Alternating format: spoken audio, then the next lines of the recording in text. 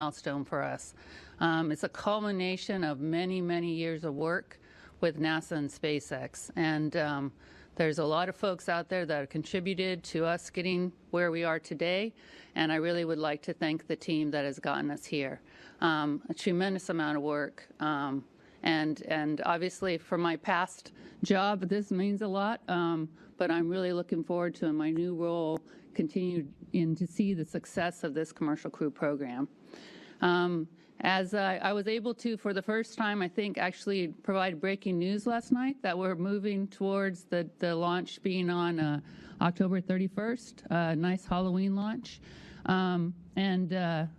Moving towards this, the team's been carefully laying out planning, working through the sequence of the timing of a Soyuz arrival. It's a very busy October for us. Soyuz arrival, getting everything ready, and then obviously getting ready for Crew 1.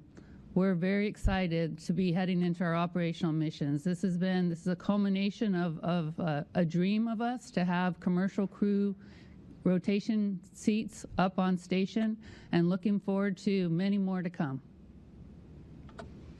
Thank you, Kathy. Now we'll hand it over to Hans Koenigsmann from SpaceX. Yeah, good morning. I'm honored to be here with my NASA colleagues, and I would like to thank them for working with us and entrusting us flying NASA astronaut to the International Space Station on the Crew Dragon first operational mission. As has been mentioned, we are targeting right now the October 31st. It's very early in the morning. It's 2:40. It's actually still the October 30 in California. For this particular launch, we're happy to support NASA in any schedule that they need, and we will use the additional time to review things, build records, whatever we have, over and over again until we're really sure that we are safe to fly. In general, we will fly when we're ready to fly. That's been our promise all the time, and that's what we did in the last mission. For the past year and working closely with NASA, we have been super busy and had a couple missions that got us to this point in time here. We launched 2 CRS missions, among them the last Dragon 1 resupply mission, and Dragon, just to remind everybody, has been in service by now for 10 years, which seems incredible. And it's been such a remarkable and successful program. It helped us develop, our capability on both building spacecraft, operating spacecraft, and last not least, working with NASA and working with the International Space Station. It's all been super exciting and very important. We really like to thank NASA for all their support throughout the company's history and getting us to this point. Then we also did a in-flight escape demonstration in January. And then, of course, if you recall, in May this year, we launched the Demo 2 mission and returned human spaceflight to the United States for the first time since 9 years. It was an amazing mission, and it was an incredible honor to fly Bob and Doug. And I do have a quick Demo 2 video recap for you.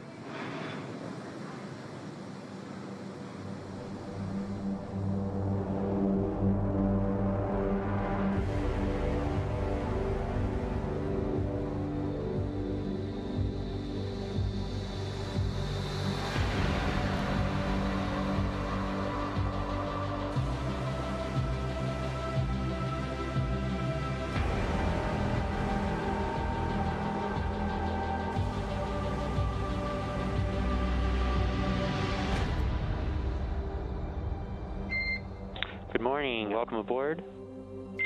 Dragon, SpaceX, comm check, ground stations.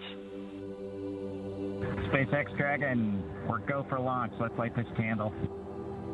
3, 2, 1. Ignition. Liftoff of the Falcon 9 and Crew Dragon. Go NASA, go SpaceX, Godspeed, Bob and Doug.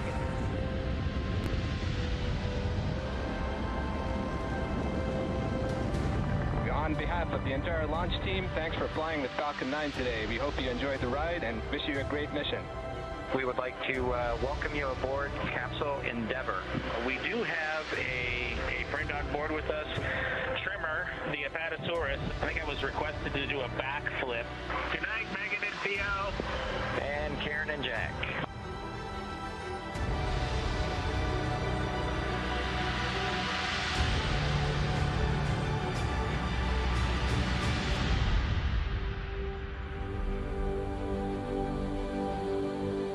MD Houston flight. Houston is go for undocking and departure. Dragon is committed to undock. SpaceX Dragon on Dragon to ground. We are ready for the systems brief. Copy. As stated, Dragon's in a healthy state. We are proceeding toward the primary landing site, and your timeline is current.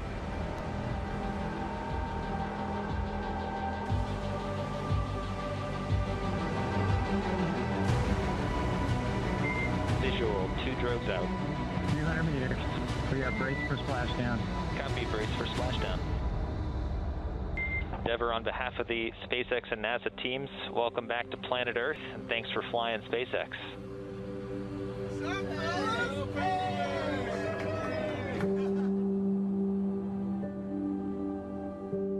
It's a humbling experience to be a part of what was accomplished.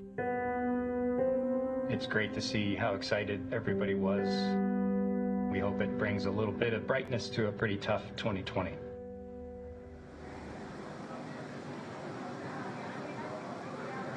Yeah, I couldn't agree more with that. It's always amazing to see the videos of successful flights and missions and launches, and it gives me a little bit of goosebumps. Anyways, Demo 2 was extremely clean for an inaugural mission.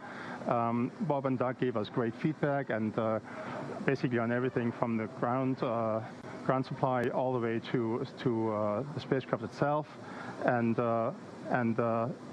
it was a long way to get to the point, but I really feel like we did it safely and reliably, and built a great spacecraft, and they tested it very well during the first mission. So there's always lessons learned, and in this particular case, we learned a couple lessons. One of them is related to the heat shield. We found on a tile a little bit more erosion than we wanted to see, and it had to do with obstructions within the heat shield itself, where the spacecraft is mounted to the trunk, basically, and in that particular area, we redesigned the heat shield tile, and at this point in time, everything has been tested and is ready to go for the next mission.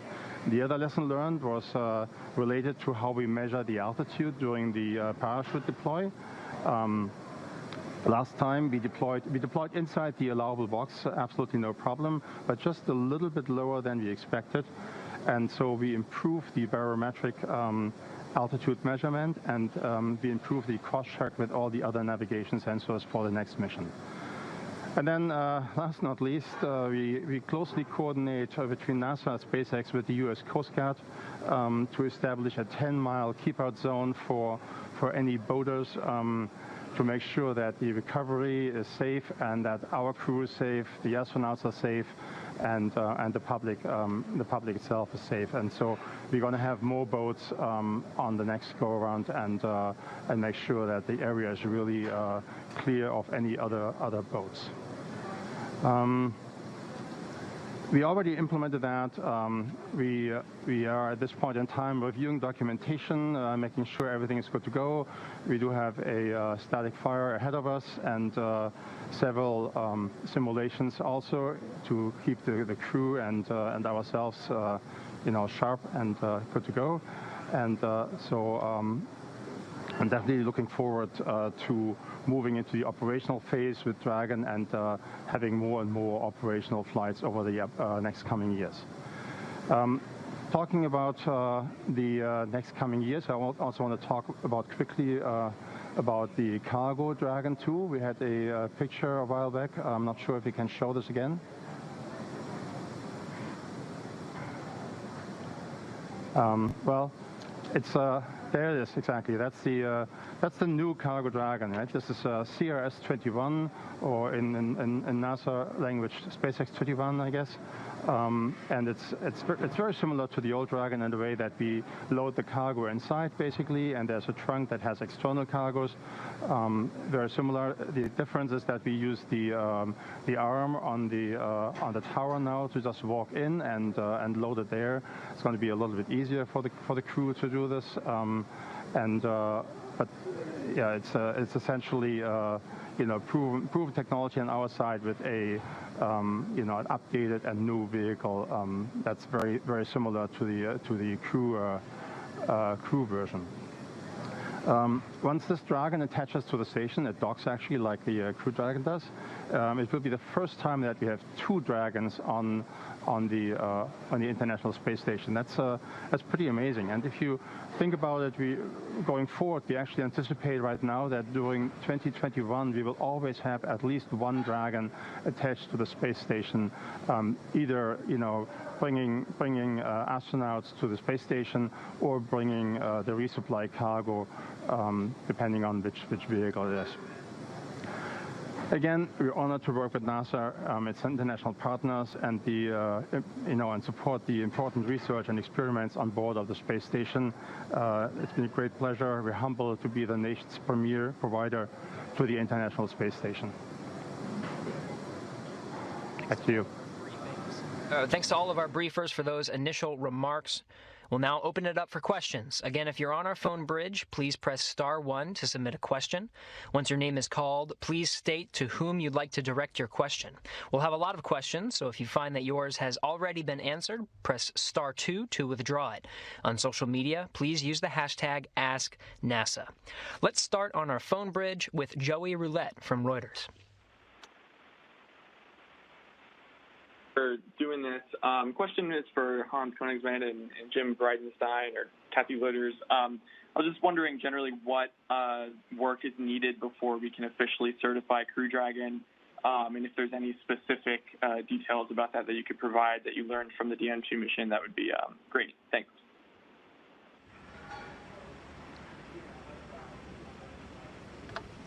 Jim Bridenstine, why don't we start with you?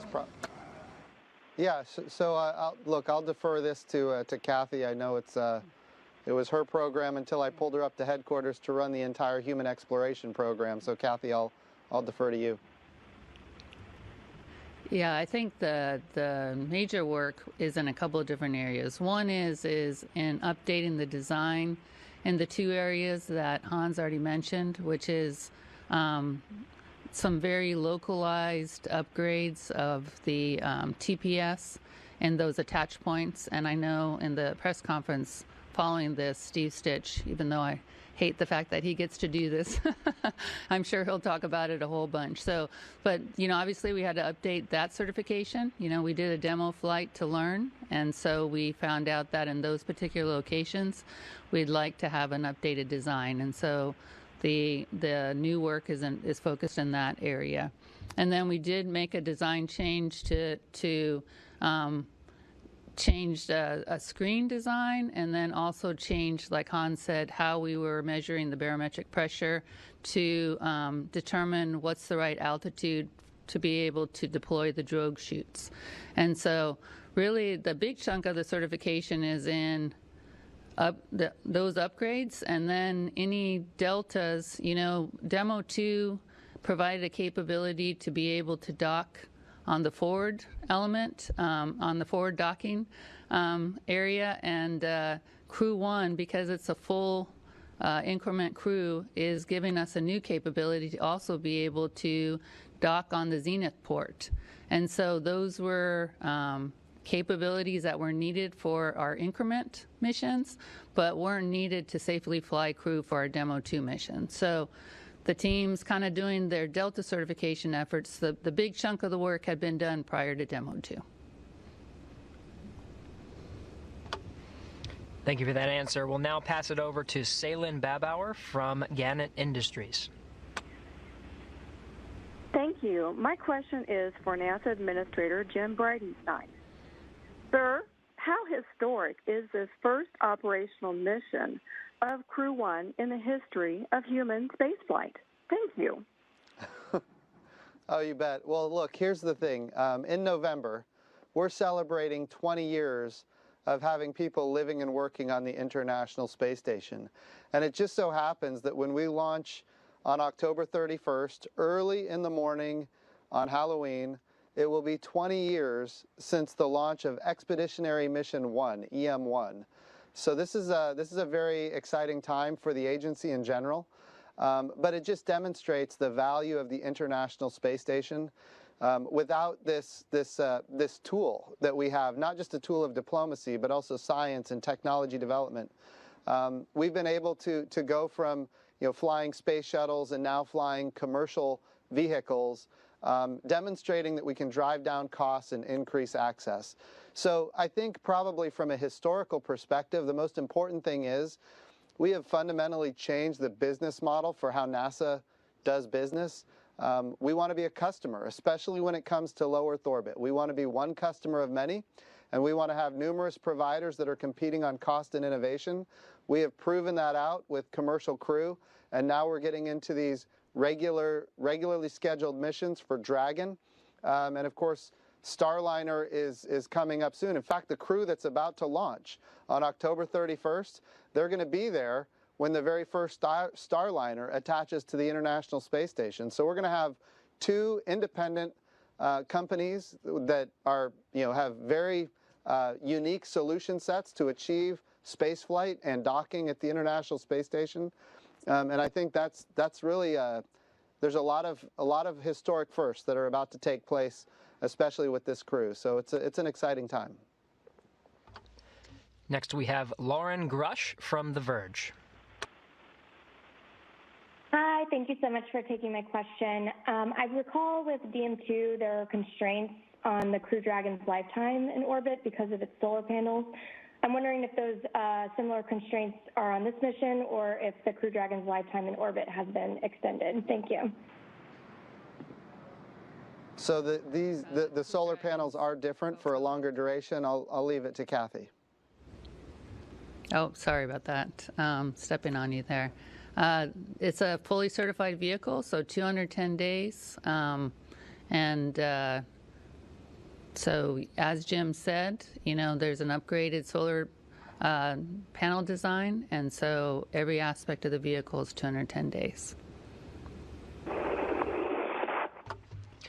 Thank you. Friendly reminder for our callers to please state to whom you'd like to direct your question. Next, we have Michael Sheets from CNBC.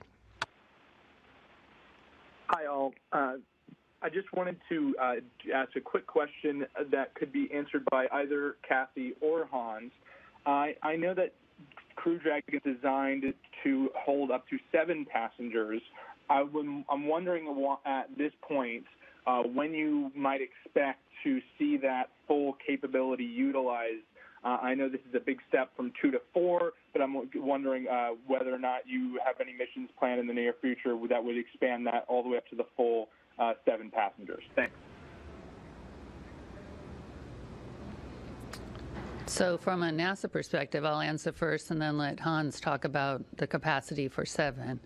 Our capability is for 4, but we also have this unique, we have unique requirements for us to also fly powered cargo payloads that take up extra room and then additional cargo, right? Where other missions in low Earth orbit may or may not have those types of requirements also.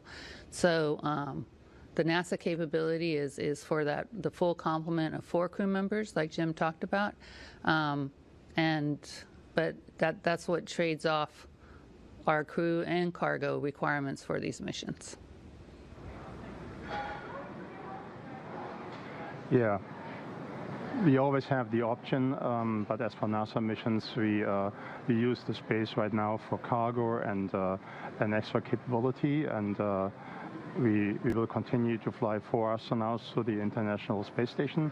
And also on the first mission, we will learn on how well the ECLSS, the life support system, continues to work with 4 people, and then going forward, we will look at other options. Next, we have Andrea Leinfelder from the Houston Chronicle. Hi, thanks for taking my call this morning. So I recall of Demo 2, this question's for Kathy. I recall of Demo 2 that we launched in the afternoon, partly because of the astronaut sleep schedule. We need everyone to be able to get a good night's rest and to sleep at the right time. So I was curious as to why we decided to launch this one at 2:40 in the morning. Thank you. Well, I wish for my boss's sake I could launch this mission in the afternoon, I think, because really what drives when we launch is the phasing. So when the rocket and the International Space Station kind of line up together in the best way for us to get there. So really physics kind of drives the time frame for when we launch during on particular days. So it worked out really nicely for us on our launch in May that we were able to provide a nice launch window in the afternoon. I was hoping I'd be able to do the same thing for this mission, but we're going to have a great launch, excuse me, early in the morning instead. So night launches are very beautiful. Next, we have Paul Brinkman from UPI.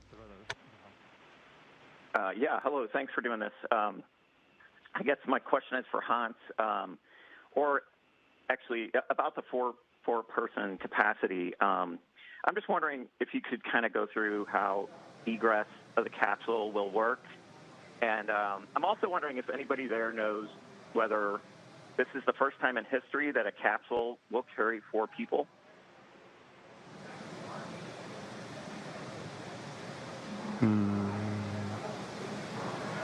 Yeah, I'm thinking really fast here. Trying to remember if there's any other capsule with 4 people. I mean, going into the capsule and getting out of doesn't change with 4 people. It just takes probably twice as long as with 2, one after the other. And we have a crew that supports the astronauts on how they settle in their seats and make sure they're all buckled up and comfortable. And so I don't see any changes here. And also, if you keep in mind, Dragon is relatively roomy for a space capsule for 2 people and also for 4 people. You can still walk around there a little bit. So I don't anticipate any space constraints with 4 people at this point in time. And regarding your question for four people in a capsule, I think you're right, but I'm not sure. I would say from the American perspective, you had, Gemini, Mercury, Apollo. None of them had 4. You had the space shuttle, which was not a capsule. And now we're back to the capsule model. I would have to say, from an American perspective, I'm pretty sure that this is the first time we've launched 4 in a capsule. And I think that's probably true for our international partners as well and others around the world. One of the things we did on Demo 2 to make sure that this design was certified was we actually did an on-orbit checkout where we, even though Bob and Doug flew up, we actually went and put 4 crew in the capsule on orbit and did all the operations and made sure that we could meet all of our requirements, which also include being able to get out in 90 seconds and a bunch of other requirements too to make sure that we can live and work and safely operate the capsule with 4 crew members. Next, we have Stephen Clark from Spaceflight Now. Hi, thank you for taking my question. Stephen Clark from Spaceflight Now. For Kathy Lueders or Jim Bridenstine, I know the plan going into commercial crew was to have mixed crews on U.S. and Russian spacecraft, like a Russian cosmonaut on all U.S. crew missions and a NASA crew member on all Soyuz missions through a barter agreement. That doesn't seem to be happening, at least with these first few operational Crew Dragon missions. Crew 1 and Crew 2 doesn't have a Russian cosmonaut. So just wondering if you can update me on securing an agreement for mixed crews on future crew launches, both U.S. and Russian, beyond the seat you have secured for the Soyuz next month. Thanks. So we still believe it's critically important that when we have an international space station where half of it is American and the other half is Russian, that we have crews where we have Russian cosmonauts launch with American astronauts on the American vehicle, and American astronauts launch with Russian cosmonauts on the Russian Soyuz. We think that's critically important. I know our partners over at Russia also believe that is important, and I know that we're working towards that between our two agencies day in and day out. But I think there's broad agreement that if both countries want to maintain a permanent presence on the International Space Station, that is the end state we need to achieve. So we're working towards it, and I think we will get there. Kathy, if you have any more details, feel free. Yeah, you're exactly right. We're in the process of coordinating, implementing agreement to work towards that. It's right now it's about which mission do we implement that, and but as far as I'm concerned, the sooner the better, right? But Jim's exactly right. It's very important to us. We feel like it's critical for our maintenance on orbit, and we're both working towards that. Next, we have Chris Davenport from the Washington Post. Hey, guys. Thanks for doing this. I guess my question is for Hans. Just a technical question to follow up on the heat shield. I wonder if you could say how much erosion there was. I mean, it sounds like you still had plenty of margin. Was it across the entire heat shield or just in a localized area? And when you said, I think you said you updated the screen design, I wonder if you might explain what that means. Thanks. Certainly. So first of all, this was a small area in the heat shield, and in particular the area around what we call the tension ties, which hold the trunk and the Dragon spacecraft together. In this particular area, we saw some flow phenomenon that I guess we didn't really expect, and we saw erosion to be deeper than we anticipated. However, I mean, this heat shield is massive, and over the entire acreage there was very little erosion. In this particular area, it was a little bit deeper, but nothing to be concerned. At all times, the astronauts were safe, and the vehicle was working perfectly. So this is something that we just in the inspection found and looked at it and decided, oh, okay, we should probably reinforce the heat shield in this particular area. And it's actually 4 areas just around the tension ties, a very small area compared to the overall acreage of the heat shield. And then I think Kathy's comment regarding screen refers to a sort of a filter that filters the air going into the barometric pressure sensor. That particular filter has been opened up a little bit so that it's less constrained, and that has the effect that we measure the barometric pressure more accurately when we come down and deploy the parachute right on time. That is something that was also not a particular problem the last time, but going forward it is a safety improvement, and we'll make sure that we will launch astronauts and land them, of course, safely in the upcoming years. We'll now take a few questions from social media using the hashtag AskNASA. This first one comes from Israel on Twitter, who directed his question to Kathy. What value can the taxpayer expect out of NASA's partnership with SpaceX? Well, I think, like Jim said, our goal is to one day be able to buy services in low Earth orbit, right? So this is one step on our process for us to get there.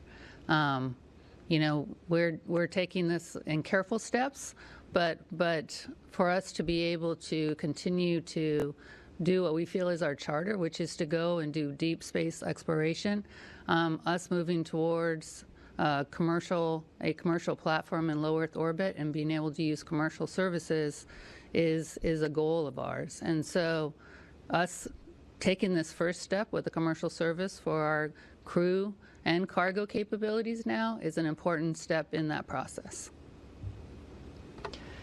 This next Ask NASA question comes from Jim on Twitter. This one's for the administrator. With Crew 1 and a Russian launch to the International Space Station, the station will have a larger population than it has in quite a while. Any impacts from that are anticipated? Yeah, some significant impacts. Once we have, a bigger complement of astronauts on the International Space Station, we can do a lot more science, and that's gonna give us a return even faster. Make no mistake, we've had huge returns from the International Space Station already, but now we can get even more, even faster. The previous question was about what are the returns we're going to see for the American taxpayer from the Commercial Crew Program or the SpaceX Crew Dragon. Bottom line is, we are making every effort to industrialize space as fast as possible.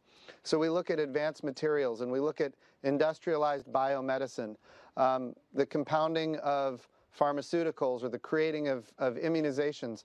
The value here is microgravity. We can't create microgravity here on Earth. You can do, drop towers. You can send airplanes on, parabolic trajectories in order to get microgravity. But ultimately, it's a very short duration. When we get to orbit, we can have microgravity for months, even up to, a year. Well, we can have it for 20 years, as is evidenced with the International Space Station, but any individual astronaut up to a year.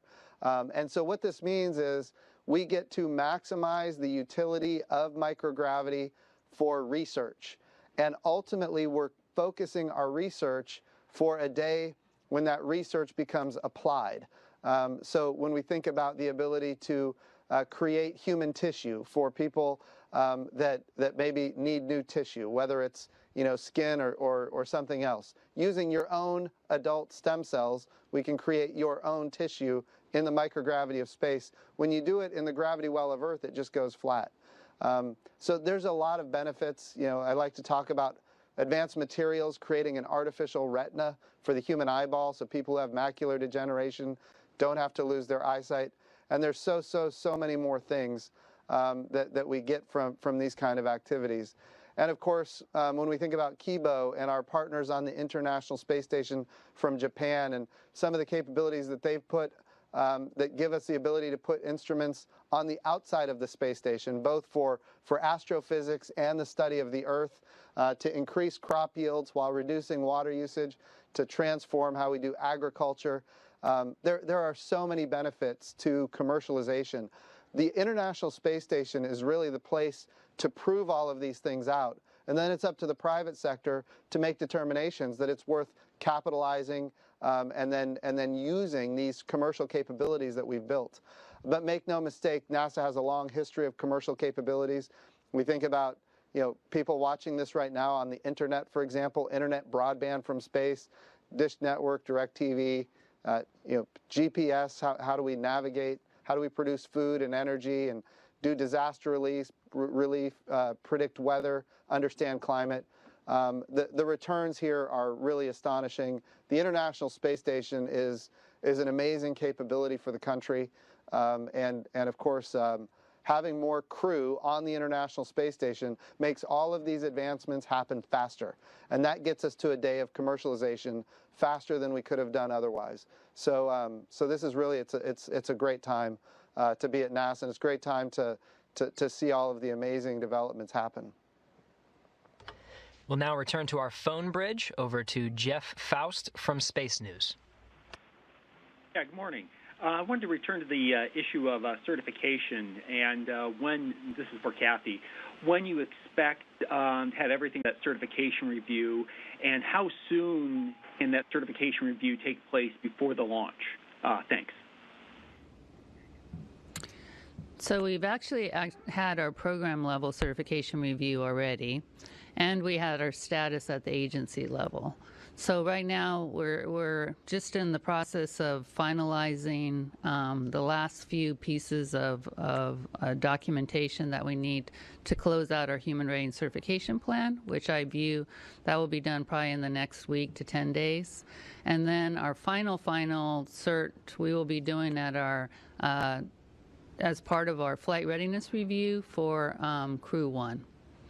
So we're kind of doing it in 2 phases, finishing up our human rating certification plan, which I think should be in the next week to 10 days, and then finalizing, kind of dotting the I's, crossing the T's at our flight readiness review.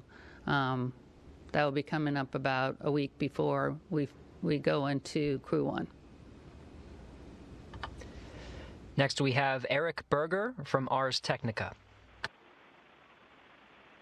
Yeah, hi. Thanks very much for doing this. My question is about commercial space. I think all of you are true believers. Hans and Kathy, obviously you guys have been doing this for a long time. Jim, I think everyone on the phone could chant along with NASA wants to be one of many, many customers. But I'd like to know whether, Jim, in the 4 months since Demo 2, you've seen a shift from the non-believers in commercial space, so the skeptics who maybe thought commercial space wasn't up to the task. Have you seen any signs that sort of, maybe more people are realizing the potential here? Absolutely. I can tell you that the enthusiasm for what happened on Demo 2 was extremely robust among people within the U.S. government, of course, among members of Congress that fund NASA's budgets, but but that enthusiasm was not just in the government. It was also nationwide. I mean, the entire world watched and was in awe of the accomplishment. So I do believe that there is a very robust. There's a lot of support for these capabilities, and so yeah, I think it's as strong now as it's ever been.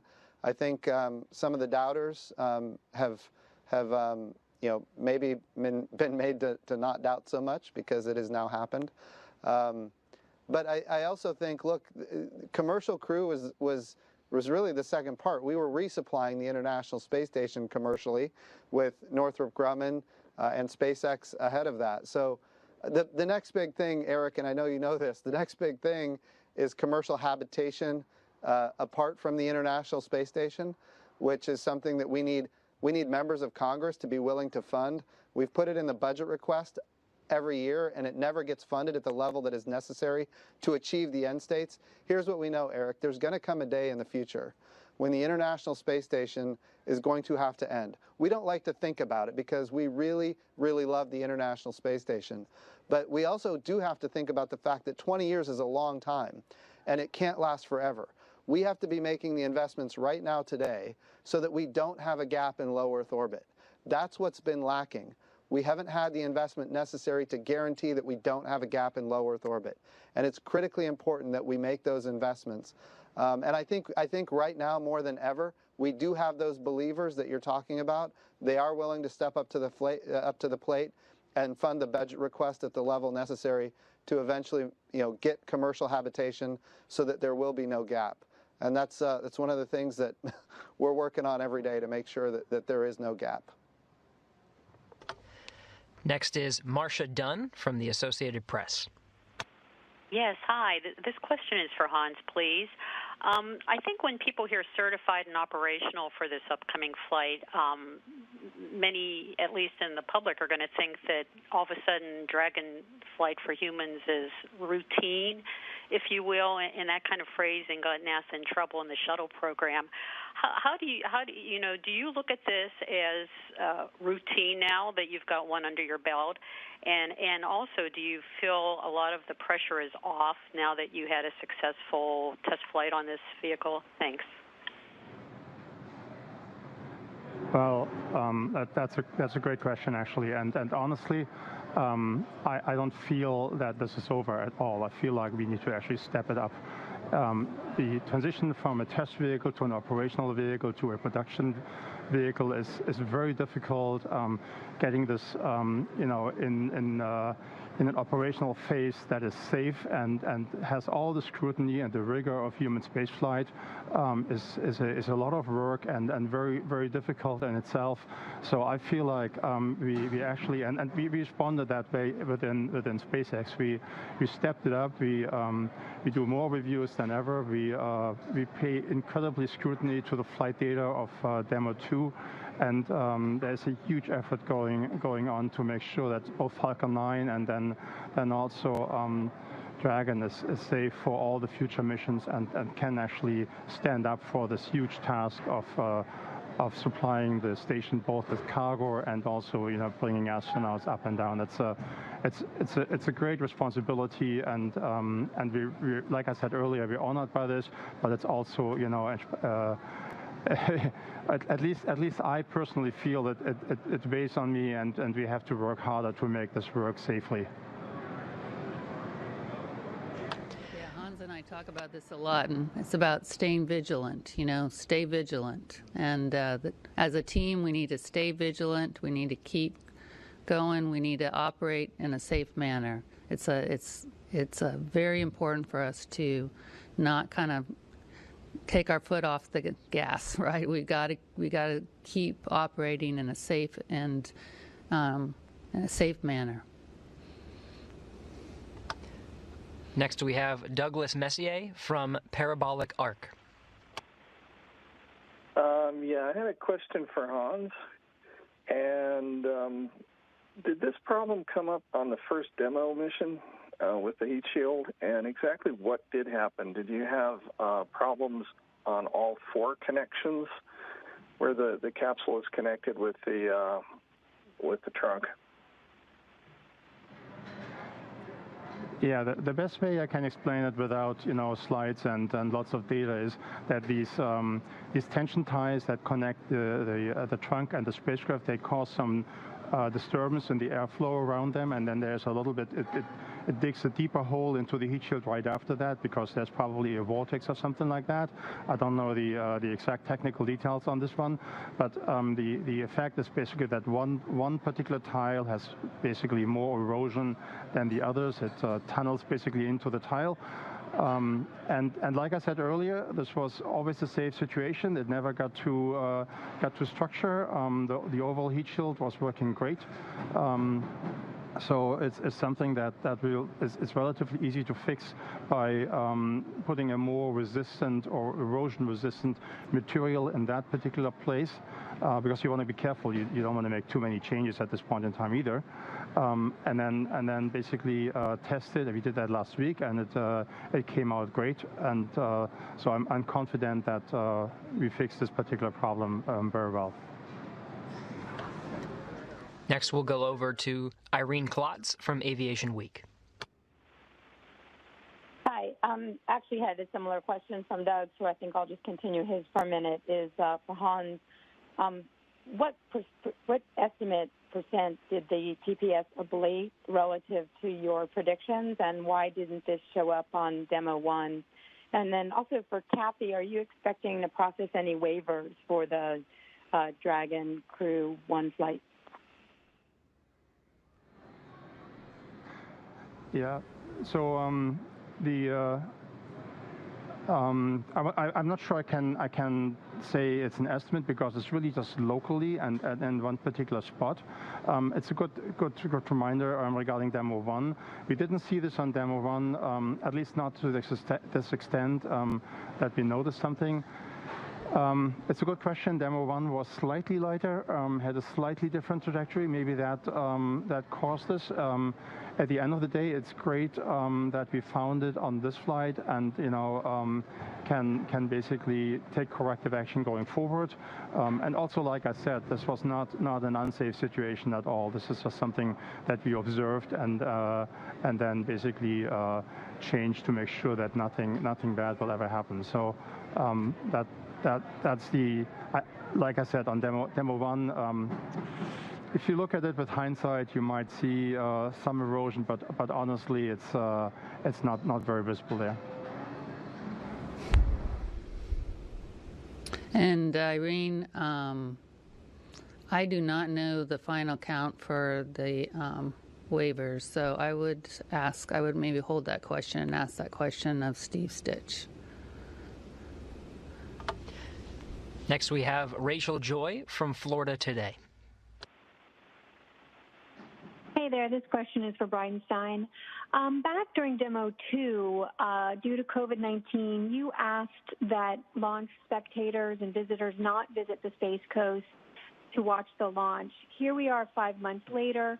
what is NASA's approach or messaging for launch spectators for this historic launch? Thank you. Yeah, so we have to remember that even though we suggested for Demo 2 people not come to the launch, it certainly didn't prevent them from coming. And there were massive crowds, outside of the Kennedy Space Center. So what we're asking people to do is follow CDC guidelines, to follow the guidelines from the state of Florida, and do what is necessary to keep safe. And that's ultimately what our objective is. I will tell you that we are limiting the amount of visitors that can come onto the Kennedy Space Center. We have a lot of, as you're aware, we have a lot of very important missions coming up. My number one objective is to make sure that we don't have an outbreak at the Kennedy Space Center. We've been very successful keeping our people safe so far. We want to make sure that we keep them safe so that ultimately we can continue to do the mission of NASA and the United States of America. We'll now go over to Megan Bartles from Space.com. Hi, thanks so much for taking my question. This is Megan Bartels with Space.com with a question for, I think, Hans. You mentioned recently that the new heat shield design was tested last week. Could you talk a little bit more about what that process was and how closely it mimics what the capsule will undergo when the Crew 1 astronauts re-enter? Thanks. Yes, of course. So the test we do is it's called an ArcJet test, and it is in a NASA facility in Moffett. I don't remember the center right now. It's up here in California. I'm really embarrassed by not knowing the name right now. But I actually wasn't there. I did look at the wind tunnel, that ArcJet tunnel, a while back, and it's pretty impressive because it can very well recreate the situation. But then the size of the area you can test is obviously not very large. It's a relatively small area. So I think we, in terms of as realistic testing as you can, we did what we could, and then we also do a lot of analysis and make sure that we got any flow phenomenon worked out from the analysis side based on the flight data we saw with Demo 2 and then, last but not least, I also mentioned that CRS-21, the new cargo Dragon, will go up a month after Crew 1, and this particular Dragon will come back earlier, so that gives us another chance to validate the design and to make sure that everything is safe and good going forward. And it's Ames. It was done at the Ames Research Center, and obviously NASA and SpaceX folks have been looking at it. We have a lot of thermal protection system experts too, and everybody understands kind of how to correlate the data from those samples and be able to understand it, and I think we're very satisfied with the design. We have time for one or two more questions. We'll next go to Morgan McFall-Johnson from Business Insider. Hi, thanks so much for taking my question. This one is for Kathy or Jim, maybe. You've got a whole bunch of data back from Demo 2 now. I'm just wondering if you found any pleasant surprises in looking over that. And relatedly, do you have a new average estimated LOC and LOM numbers for Crew 1? And if so, what drove that change? Thanks so much. Kathy, I'll let you answer this. Okay. So the lock requirements that we had were design requirements, and so those are closed out. They'll be closed out during our certification phase. It's a design requirement over kind of the life of the program, and so all of SpaceX met. I think the final number was 1 in 276, and so met the NASA requirements for it. Demo 2 went so well for us. We're spending a lot of time talking about those two pieces, but honestly, the spacecraft launch went beautifully, rendezvous, docking went beautifully. Like I talked about, we were able to do the 4 crew tests, the habitability test while the vehicle was on orbit. the return, went beautifully first time coming back. And Bob and Doug were able to give us great insight on how the vehicle operated through all the phases of flight. So I don't think it will be a great mission if Crew 1 goes exactly the same way. So I'm counting on it, Hans. I'm counting on a beautiful mission the exact same way. So we're looking forward to this. This is going to be a great day. Thanks to all who submitted questions today, and thanks to today's briefers for taking the time to discuss this historic event. This is the first in our series of briefings today. Next up is a briefing to discuss the Crew 1 mission overview. That's at 12:30 p.m. Eastern, and we'll host the astronauts of Crew 1 for a news conference at 2 p.m. For details on these briefings and for the latest on this mission, please visit nasa.gov/commercial crew. Thanks again for joining us. That will wrap up today's briefing.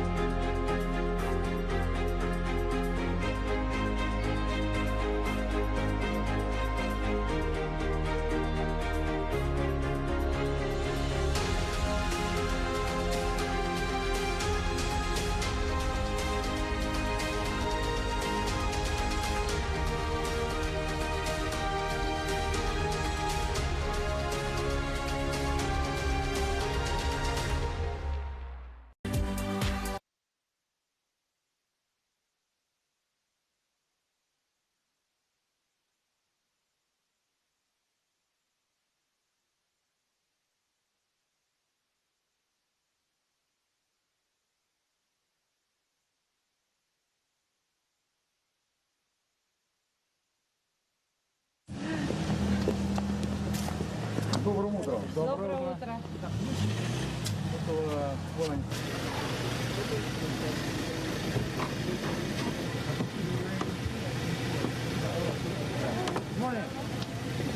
Доброе утро. Доброе утро.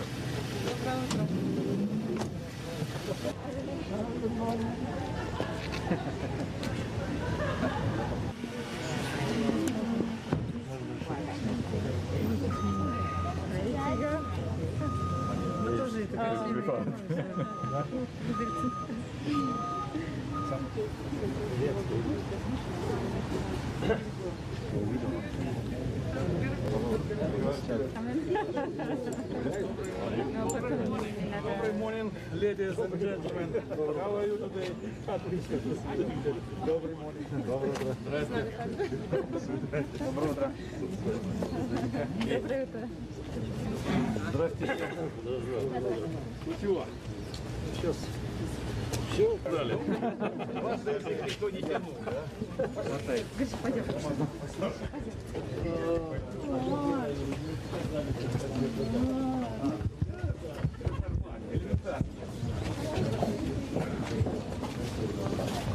Просто получше жевать и все. Ну, маска чуть-чуть пикантность придает, да?